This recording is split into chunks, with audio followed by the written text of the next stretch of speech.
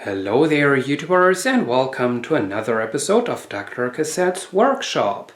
Today we're going to be taking a closer look at the most recent dump find. There it is, as you can see.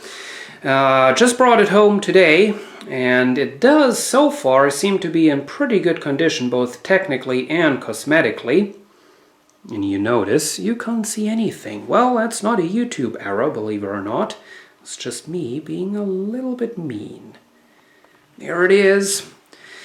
As you can see, I brought home a television. This is a 75 centimeter LCD TV. It's probably something around 30 inches across. It's made by a brand called Sky, and that's about the only thing I can tell you, because the label on the back is missing, so I don't know the model number or anything like that. And as you can see, at the moment we are having a non-existing TV reception on there. It also has VGA, DVI, SCART, and a component input. So this is quite old. It does not have HDMI, it's not HD ready or anything like that. It certainly is quite far away from being full HD. The only way to get HD TV signals into there is through the component jacks on the back. So it is quite a bit of a basic unit. And as you can also see, I have it leaning against the wall because it did not come with the stand. That was missing.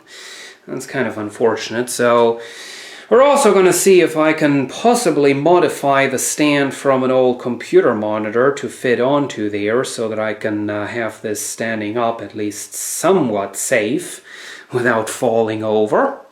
And anyway, I also got, believe it or not, I also got the remote control along with this. There it is, extreme close-up, quite clean, as you can see. And here we have the back of the unit, or, well, it's more like the underside of the unit. Do have a nice power jack right there. We also have a real power switch, which is nice. There is the VGA input along with a little 3.5mm audio input for that. Here we have the component input right there, along with stereo audio input. Do have a DVI input that also has its own separate audio jack.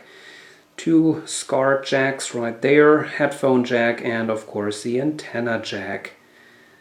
That's that. Of course, you can also see the slot where the stand would have gone into. And there we have the inside of the Sky television. As you can see, I do have basically everything we expect to find. We have the power supply right there, which is of course running pretty damn hot, but it does seem to work. All the capacitors appear to be still fine, so that's nice. There, of course, we have the central processing, the digital processing.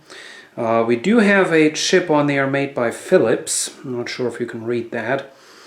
And that thing, of course, is covered up by some by a heatsink. We do have, I think it's that one right there. We also have a Samsung chip on this, so I can't really tell who really made this. Next to that, we have the analog board, which has a TV tuner on it, as well as the analog inputs. So there is that. Of course, a panel down below with all the connections.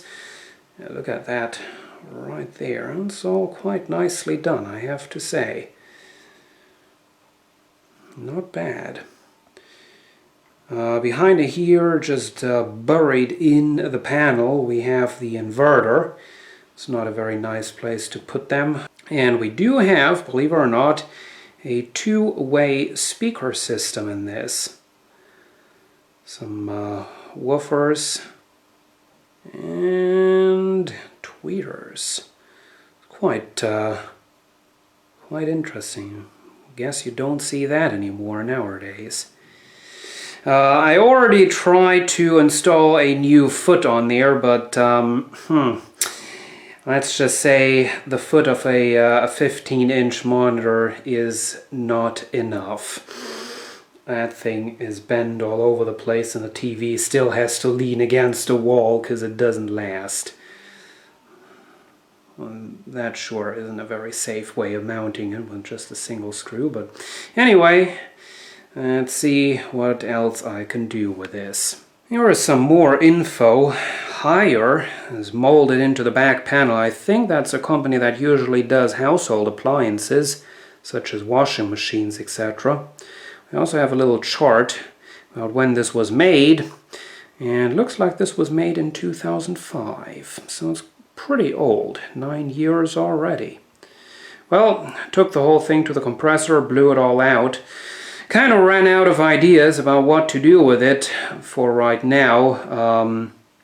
I don't have a foot that would fit on this, aside from that flimsy little thing that you've just seen, so, well, I guess we'll just wait and see what happens.